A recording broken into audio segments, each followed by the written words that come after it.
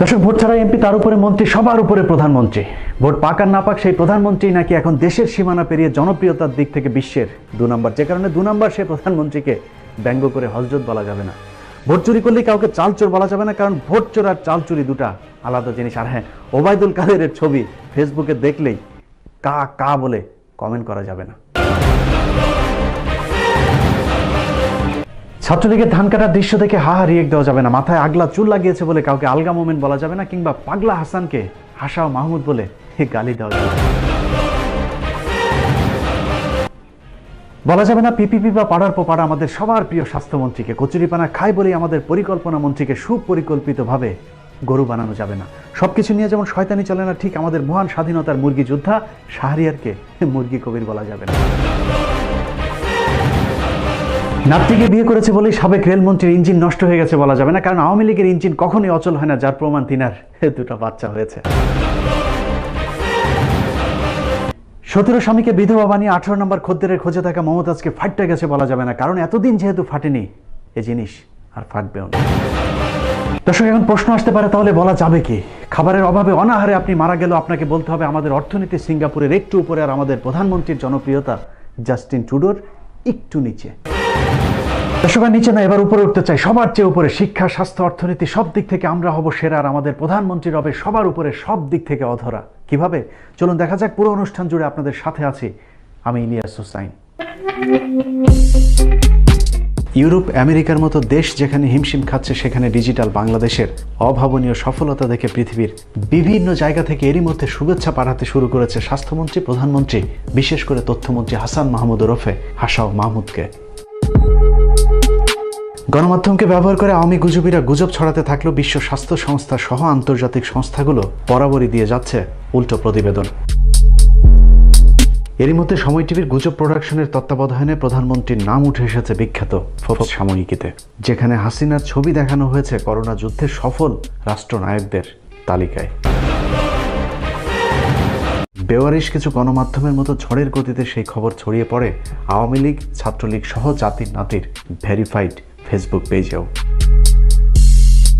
কিন্তু আমাদের উৎসুক মন খোঁজখবর নিয়ে দেখে ফোর্বস সাময়িকীর প্রতিবেদন জাল করে জালিয়াতি করেছে আওয়ামী জাহেলিয়াত বাহিনী।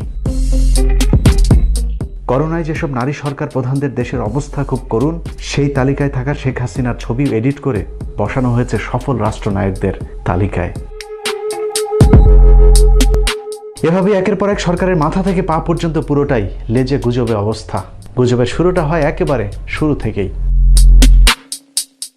রোহান, তুমি নামাজ কালাম পড়ো, আল্লাহ ছাড়া আসলে কেউ বাঁচাতে পারবে না। আপনাদের নিশ্চয়ই মনে আছে, চট্টগ্রামের একজন চিকিৎসকের ভাইরাল হওয়া একটি ফোন রেকর্ডের সূত্র ধরে আটক হন অভিযুক্ত সেই চিকিৎসক। তার অপরাধ ছিল তিনি সবাইকে সাবধানে থাকতে বলেছিলেন। 1 মাসের মাথায় এখন প্রমাণিত হয়েছে সেই চিকিৎসক যা বলেছিলেন সেটাই সত্য। এখন যারা সরকারে আছে তারাই আসলে ছড়িয়েছে গুজব। এই ধরুন, শামীম ওসমানের নির্বাচনী এলাকা নারায়ণগঞ্জের কথাই ধরা যাক, যা বাংলাদেশের সবচেয়ে ভয়ঙ্কর মৃত্যুপুরীতে রূপ নিয়েছে। পরিস্থিতি শামীম ওসমানকে আতঙ্কিত করেছে, কিন্তু এই তো কদিন আগেও শামীম ওসমান যে গুজবটা ছড়িয়েছিলেন সেটা কিন্তু এখনো মানুষ ভুলে যায়নি। হয়তো আল্লাহর রহমত আমাদের উপরে করোনার ধাক্কা আসবে না, আমার বিশ্বাস, দৃঢ় বিশ্বাস। আমি আল্লাহ খোদার পথে আছি, এই বিশ্বাস। এই জন্য কোনো দেশের রাষ্ট্রনায়ক যদি খুব বেশি আল্লাহওয়ালা হন, সেই দেশের উপরে আল্লাহর একটা আলাদা রহমত থাকে। এবং আমার দৃঢ় বিশ্বাস, আমার দেখা মতে, আল্লাহকে সাক্ষী রেখে বলছি, আমার দেখা মতে আল্লাহকে সাক্ষী রেখে বলছি, 1 বার না 3 বার সাক্ষী রেখে বলছি, আমি এত আল্লাহওয়ালা মানুষ, আমি শেখ হাসিনার মতো এত আল্লাহওয়ালা মানুষ দেখিনি। তার মতো অনেকে একের পর এক দায়িত্বজ্ঞানহীন বক্তব্য দিতে থাকে দায়িত্বশীল জায়গা থেকে। যে দেশের প্রধানমন্ত্রী সকালটা শুরু করেন তাহাজ্জুদে নামাজ দিয়ে আর পবিত্র কোরআন তেলাওয়াত করে, সেই দেশে ইনশাআল্লাহ এটা আমরা ওভারকাম করব, এটা আমি আশাবাদী। নওগাঁর এক এমপি তার ফেসবুকে করোনার বিরুদ্ধে গুজব রটিয়ে প্রথম সংসদ সদস্য হিসেবে তিনি নিজেই আক্রান্ত হয়েছেন। গুজব ছড়িয়েছে মাহবুবুল আলম হানিফ ওরফে ধান্দাবাজ হানিফ। এভাবেই করোনাকে নিয়ে হাসি ঠাট্টা করেছে আওয়ামী লীগের সর্বপর্যায়ের নেতৃবৃন্দ। গুজব ছড়িয়েছে পররাষ্ট্রমন্ত্রী আব্দুল মোমেন ওরফে আলগা মোমেন। একেবারে শুরুর দিকে তিনি মানুষকে আতঙ্কিত হতে না করেছিলেন, কারণ এটা সাধারণ সর্দি জ্বরের মতো একটি অসুখ। আমাদের দেশের ইনহাউস দেশি কোনো ভাইরাস নাই, এটা সর্দি জ্বরের মতো। হ্যাঁ, আর আমাদের দেশে এটা মোটামুটি এখনো খুব বড় আকারে। আলগা মোমেনের সহকারী তো তার চেয়েও দুগজ উপরে। নিজের ফেসবুক পেজে গুজবের বিরুদ্ধে পোস্ট করতে গিয়ে তিনি নিজেই ছড়িয়েছেন আরেকটি গুজব।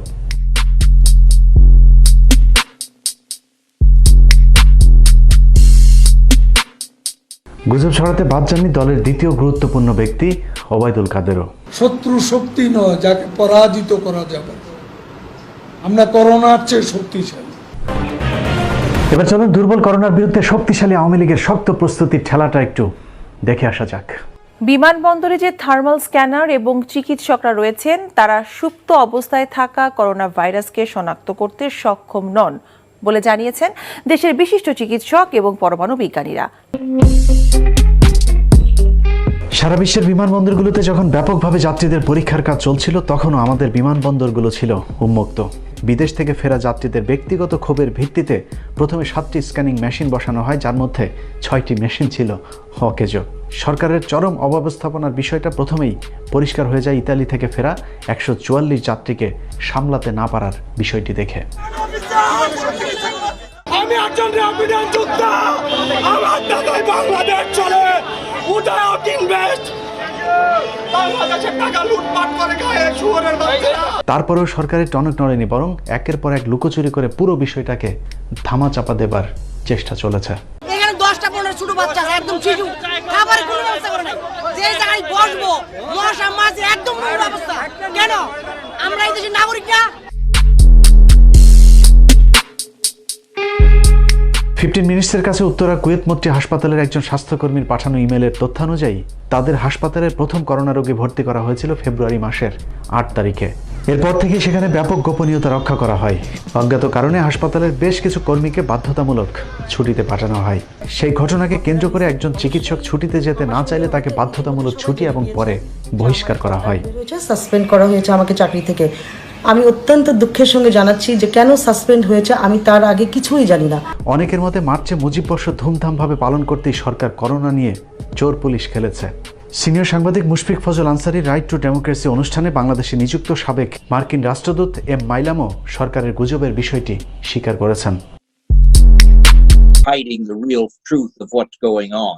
যদিও মার্চের শুরুতেই বৈশ্বিক নাটকীয় পরিবর্তনে জনগণের টাকায় ধুমধাম করে মুজিববর্ষ পালনের খোয়াব বাদ দিয়ে সরকার বাধ্য হয় দেশের করোনা রোগীর উপস্থিতি স্বীকার করতে। এই নতুন রোগীটি চিহ্নিত হয়েছে, তিনি একজন মহিলা এবং তার বয়স 20-এর ঘরে।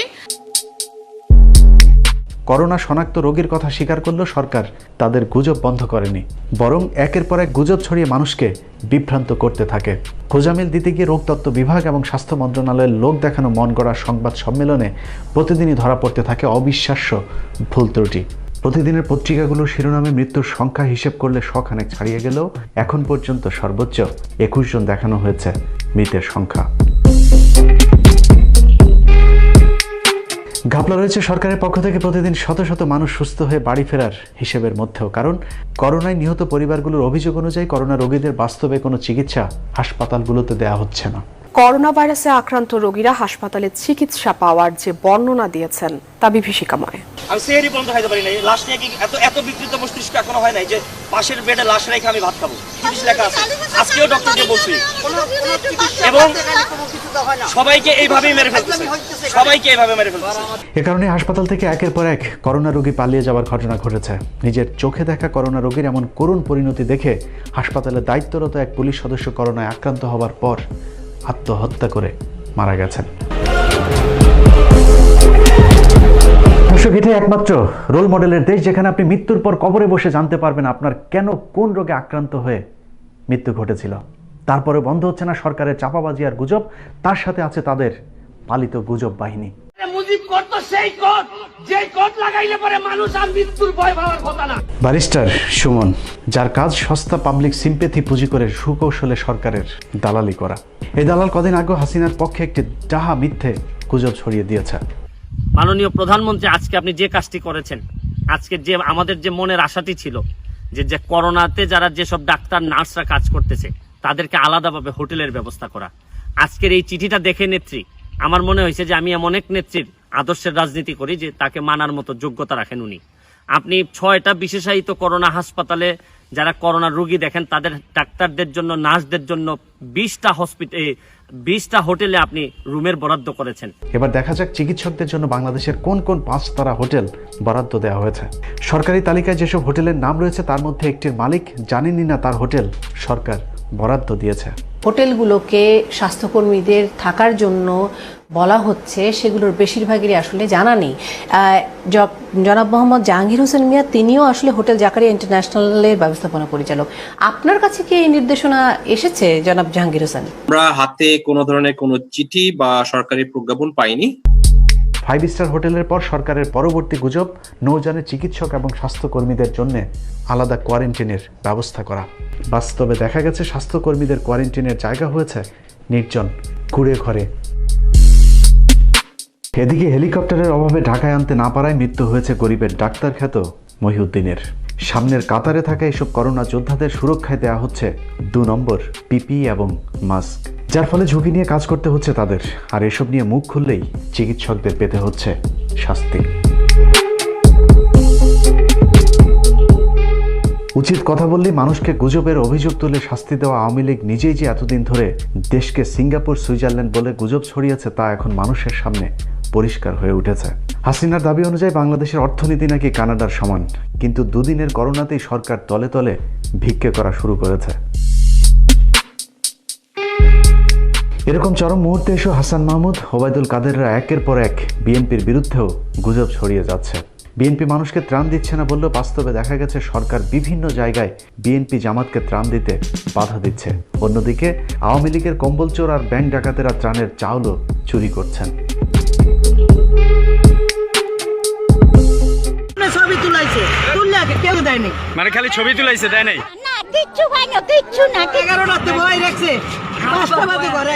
গুজব রয়েছে চাল চুরের বিচার নিয়েও। চাল চুরির ঘটনায় কোথাও বিচার তো হয়নি, যে কজনকে আটক করা হয়েছিল তারাও সব ছাড়া পেয়ে দ্বিগুণ উদ্দীপনায় চাল চুরি শুরু করেছে। ভোলার চালচুর পুত্র নাদিম 2 দিনের মাথায় জেল থেকে বের হয়ে আবারও সেই সাংবাদিককে হুমকি দিয়েছে এলাকা থেকে বের হয়ে যাবার। এসবের কারণ একটাই, তা হলো চাল চোরদের মূল হোতা বসে আছেন মাথার একেবারে উপরে, যিনি হাইকোর্টের রায় থাকা সত্ত্বেও সেনাবাহিনীকে ত্রাণের দায়িত্ব দেননি। চাল চোরদের সবশেষ গুজবের নামে অ্যাকাউন্টে টাকা পৌঁছে দেয়া। দেখা যাক সেটার অবস্থা কি। যে দেশে আওয়ামী লীগ না করলে ত্রাণের চাল পাওয়া যায় না, সে দেশে নগদ টাকা ঘুরে ফিরে সেই চাল চোরদের ঘরেই উঠতে শুরু করেছে। 2-2.5 হাজার টাকা পাওয়ার জন্য 500 টাকা ঘুষ দিতে হচ্ছে কম্বল চোরদের বংশধর চাল চোরদেরকে।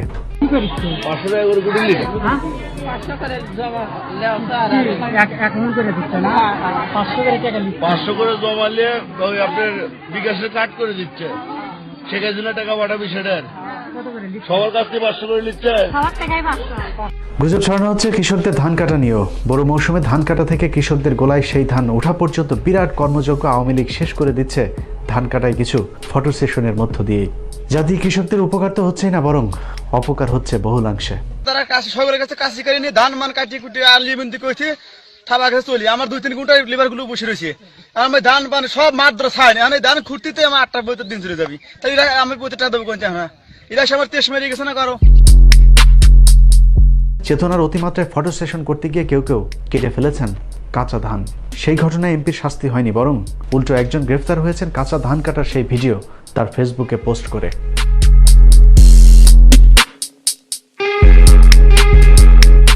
এভাবে আওয়ামী গুজবের দেশে সত্য বললেই মানুষকে নানাভাবে হয়রানি করা হচ্ছে। গণমাধ্যমে সরকারের নিয়ন্ত্রণ ঠিকঠাক রাখতে এরই মধ্যে বেশ কয়েকজন কর্মকর্তাকে দায়িত্ব দেওয়া হয়েছে। গুজবের বিরোধিতার কথা বলে সরকার মানুষের মুখ চেপে ধরার নতুন নির্দেশনাও জারি করেছে, যেখানে আওয়ামী চাল চোরদের পাশাপাশি স্বামীর দেশের বিরুদ্ধেও যেন মানুষ প্রতিবাদ করতে না পারে সেই ব্যবস্থাও নেওয়া হয়েছে।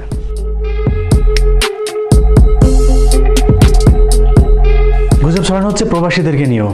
বিশেষ করে মধ্যপ্রাচ্যের প্রায় 1,10,00,000 প্রবাসীদেরকে সব ধরনের সুযোগ সুবিধা দেওয়ার কথা বললেও বাস্তবে মিলছে না কোনো সহযোগিতা। এভাবে যদি চলতে থাকে তাহলে আগামী কয়েক মাসের মধ্যে অনেক মানুষ মারা যাবে এবং কি তাদেরকে ট্রলারে করেও বাংলাদেশে পাঠাতে হবে। এই মুহূর্তে যদি মালয়েশিয়ান হাইকমিশন আমাদের পাশে না দাঁড়ায় তাহলে এখানে ভয়াবহ অবস্থা পরিস্থিতি সৃষ্টি হবে। সব মিলিয়ে দেশ থেকে বিদেশ সবখানি গুজব নামের আস্ত একটি গজবের নাম বাংলাদেশ আওয়ামী লীগ, সংক্ষেপে যাকে বলা হয় বাল।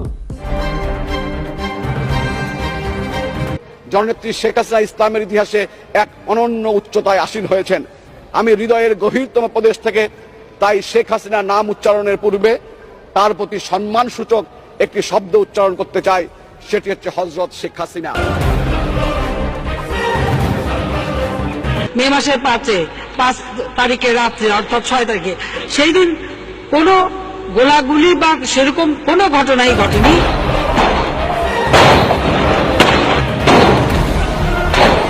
এত লোককে আমরা এই ছোট্ট জায়গা থেকে বের করে দিয়েছি শান্তিপূর্ণভাবে, সেখানে কিন্তু স্ট্যাম্পিডেও কেউ কিন্তু আহত নিহত হয়।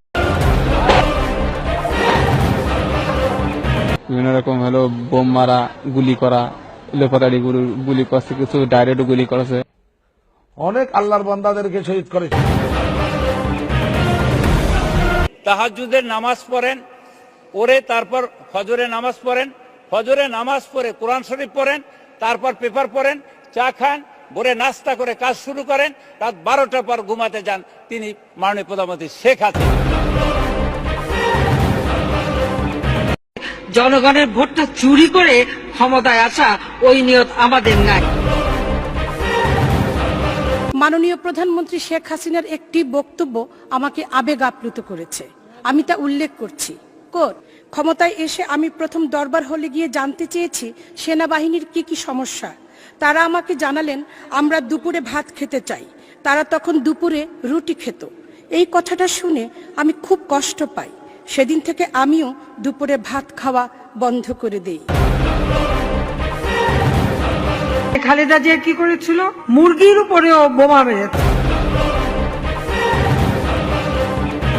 আমি স্বপ্নে দেখেছি বঙ্গবন্ধুকে টুঙ্গিপাড়ার কবর থেকে বলছে ডেকে, আমি তোদের কাছেই রেখে এসেছি আমার শেখ হাসিনাকে, আমার শেখ রেহানাকে।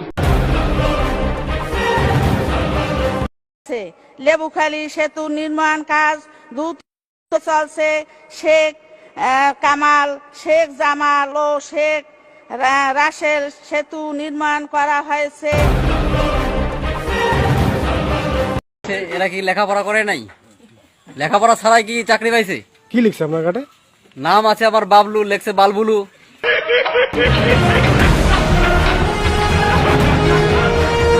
দর্শক, সত্যকে মিথ্যা আর মিথ্যাকে সত্যি। মিথ্যার রাজ্যে মিথ্যেই যখন মিথ্যেবাদী রাজার একমাত্র ভিত্তি, তখন সে রাজ্য প্রজাদের বিচার হয় গুজব ছড়ানোর দায়। আরে ভাই, গুজব কি? পুরো রাজ দরবারটাই তো একটা গুজবের কারখানা। বাংলাদেশ একটি স্বাধীন সার্বভৌম দেশ, আর আওয়ামী লীগ সে দেশের সরকার, আর শেখ হাসিনা সেই সরকারের বৈধ প্রধানমন্ত্রী। এর চাইতে বড় গুজব এই পৃথিবীর মধ্যে আর কি থাকতে পারে? পাসপোর্ট বাতিলের ভয় দেখিয়ে লাভ নেই। আমরা দেশ স্বাধীন হওয়ার আগে এ দেশে ফিরছি না। আল্লাহ হাফেজ।